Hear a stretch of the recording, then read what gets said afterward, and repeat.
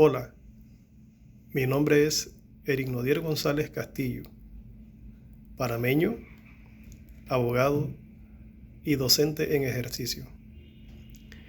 En esta oportunidad quisiera compartir con ustedes algunos aspectos generales del derecho penal en Panamá.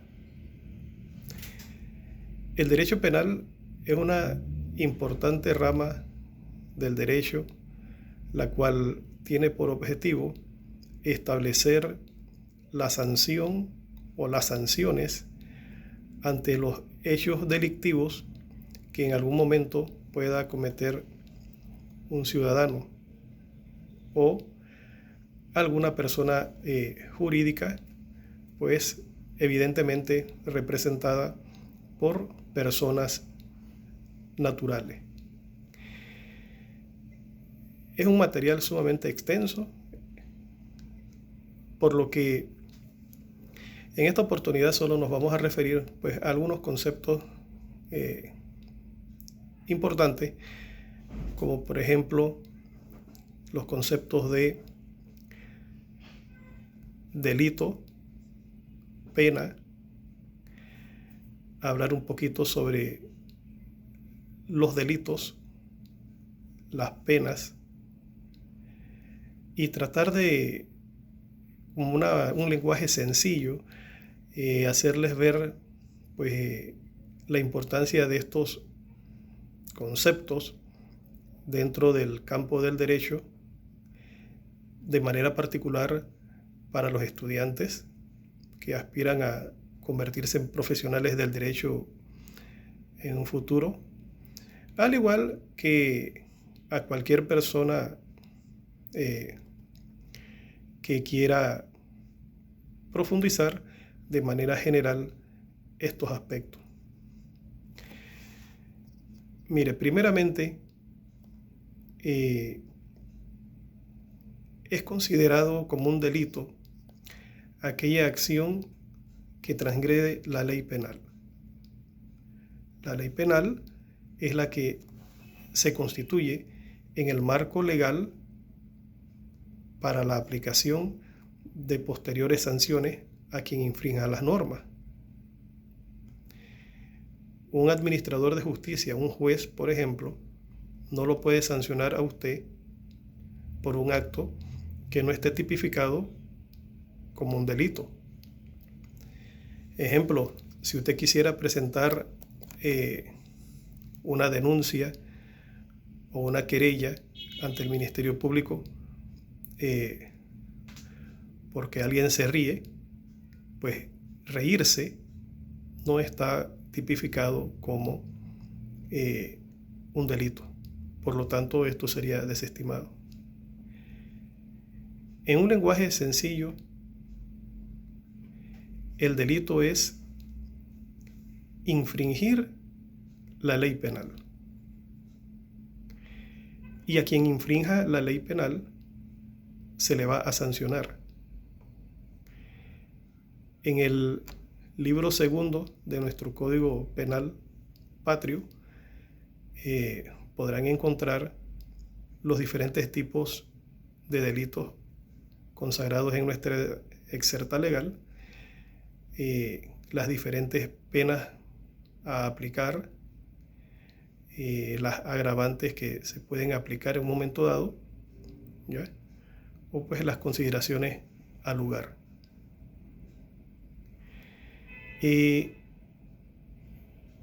Existe una relación entre delito y pena porque es que la pena debe ser proporcional al hecho delictivo.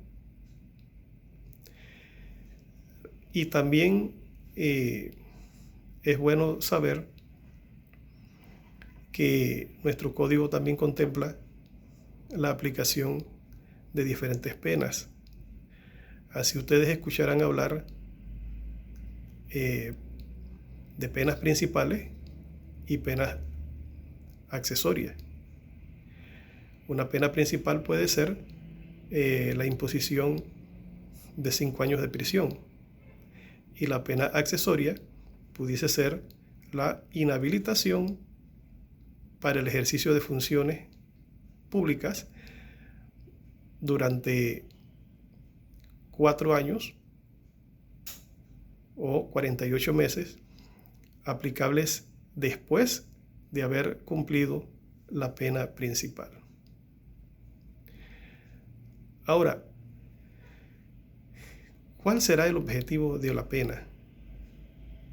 No crean que se le impone 5, 10, 15 o más años de prisión a una persona solo porque sí. No. La pena en el fondo lo que busca es sancionar, sí, al que infringió una ley. Pero más allá de la sanción, se espera el pago del individuo ante la sociedad por la falta cometida, y lo que es más importante aún, se espera una resocialización del individuo, un cambio de actitud de ese individuo ante el error cometido. En este sentido, una vez condenada la persona pasa a manos de nuestro sistema penitenciario, quien será el encargado de garantizar lo que es la custodia de ese condenado, al mismo tiempo que garantizar su seguridad. Recuerden que el hecho de que una persona esté condenada no le reduce sus garantías fundamentales y, lo que es más importante todavía, sus derechos humanos. Por lo tanto, el sistema penitenciario debe velar por ofrecerle la asistencia alimentaria a esa persona, la seguridad médica, la oportunidad de cierto grado de recreación según la capacidad de las instalaciones del centro penitenciario, también la oportunidad de el estudio. Aquí en nuestro país existen programas de estudio en donde las personas que se encuentran recluidas tienen la oportunidad de hacer estudios primarios, secundarios, incluso universitarios. Aparte de eso, tenemos conocimiento pues de que el INADE dicta seminarios, capacitaciones a los internos. Bueno, cosa que, como es del conocimiento general, actualmente pues está suspendido a raíz del problema de la pandemia que afecta al mundo entero y del que pues evidentemente nuestro país no ha escapado.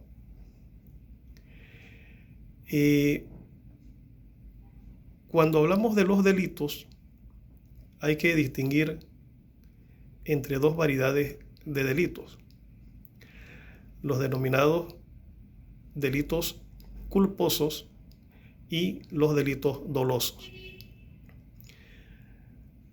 No nos dejemos llevar por el sonido de la palabra culposo.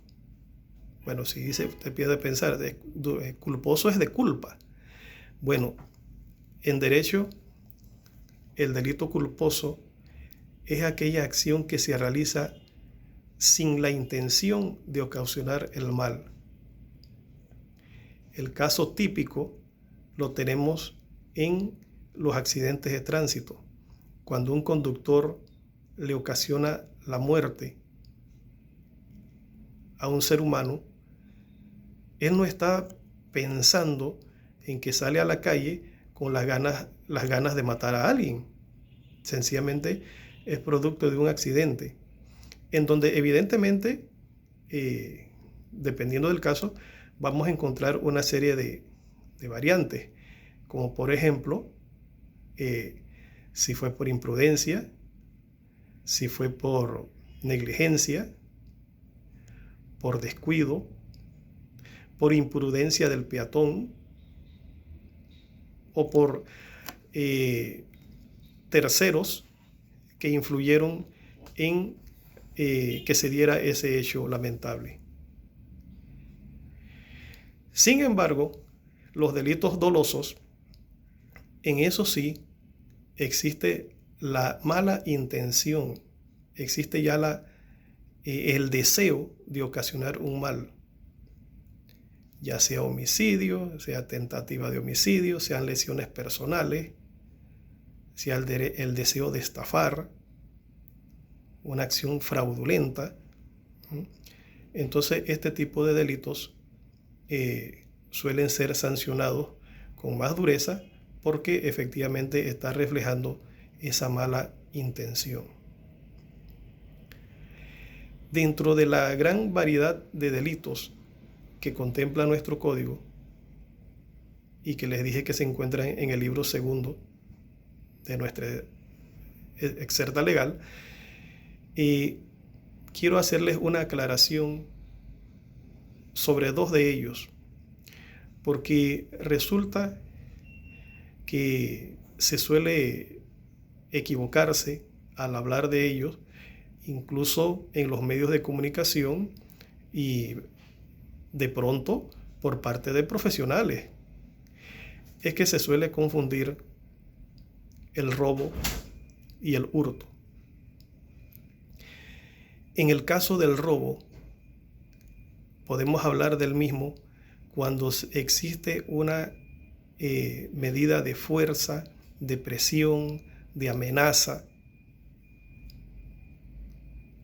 que fue utilizada para poder lograr la comisión del hecho delictivo. Sin embargo, en el caso del hurto, no existe este tipo de amenaza, ni de intimidación, ni de presión, ni golpes, nada de eso. Se aprovechó una situación sin la necesidad de mediar ningún tipo de violencia. En ambos casos, sea delito doloso, hurto o robo, también existe la subclasificación de simples o agravados. En el caso del robo, cuando se utiliza las armas de fuego o punzocortante, se puede hablar de un robo agravado. Mientras que en el caso del hurto es agravado cuando se ejerce al tipo de situaciones como, por ejemplo, al entrar a un local, usted, si no forzó la puerta, si no hizo daños para entrar o apoderarse del objeto hurtado, es un hurto simple. Sin embargo, si usted viola una cerradura para entrar a un local, para abrir un carro, entonces estaríamos ante la presencia de un hurto agravado. Entonces, si prestan atención y hacen memoria,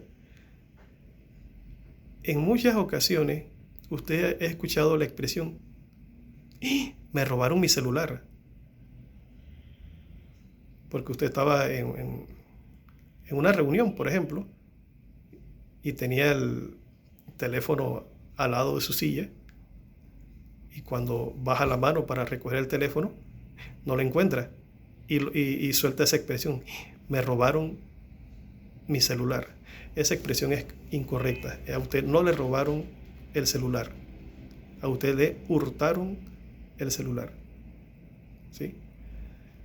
Así que, pues a modo de docencia, de cultura general, nos quede claro esto de la diferencia entre hurto y robo. Y entonces que los delitos culposos se hacen sin intención de ocasionar mal, mientras que los dolosos sí lo son.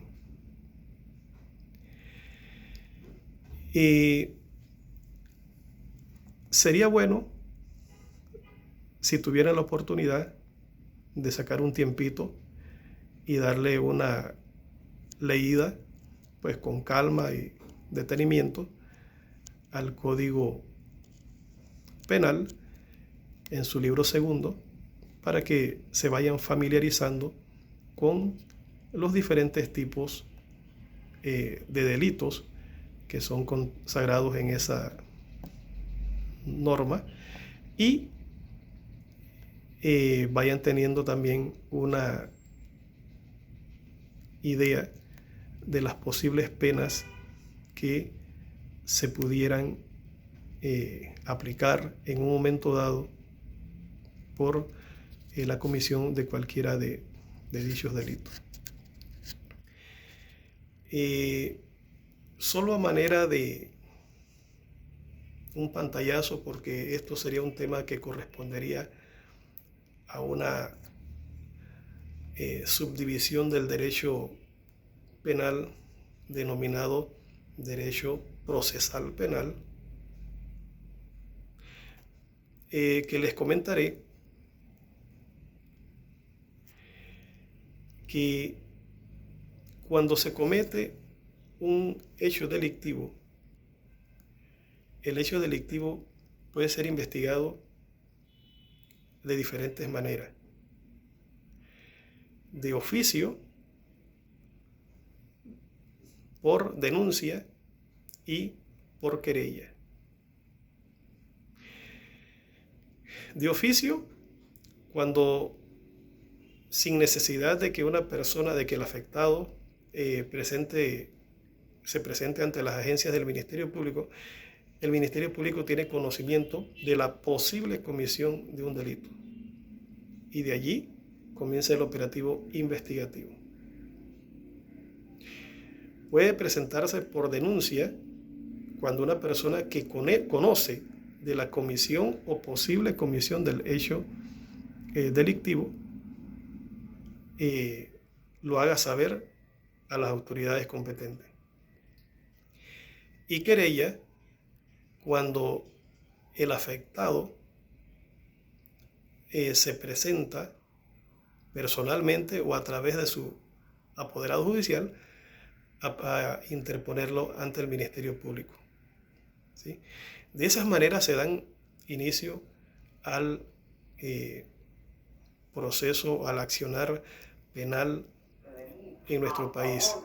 Entonces, es importante que sepamos que actualmente en nuestro país se encuentra funcionando con el sistema penal acusatorio,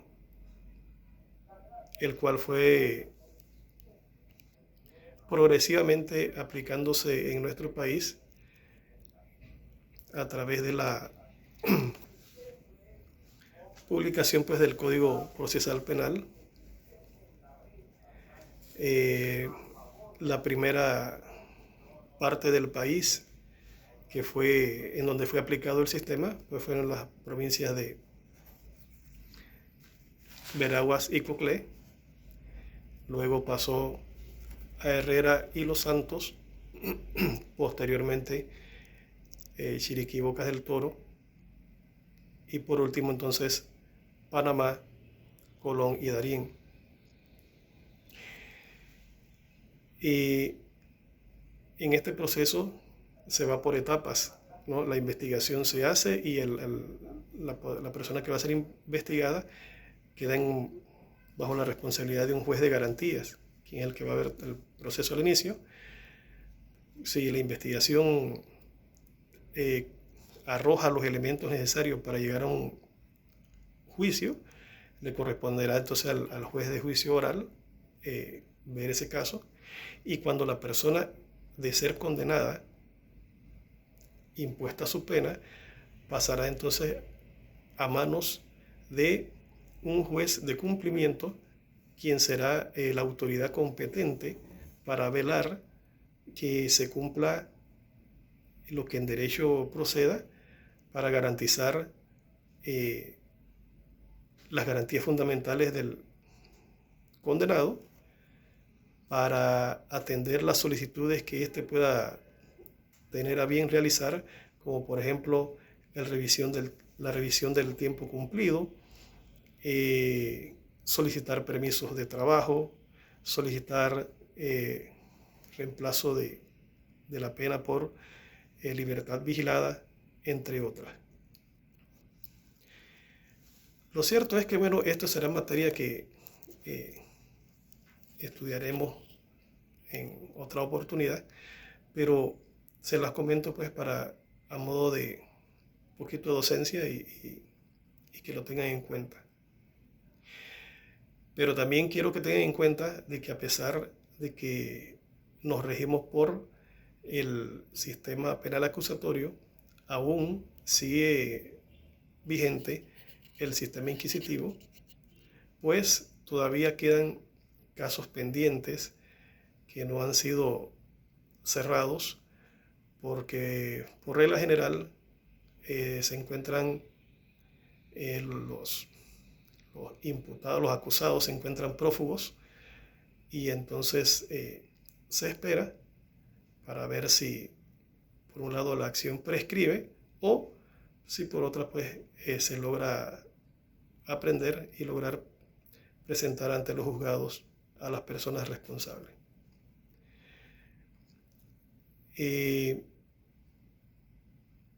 La verdad que en muchas ocasiones nosotros escuchamos la inconformidad de la ciudadanía cuando se enteran de que a una persona se le impuso una pena relativamente baja ante un delito de mucha trascendencia.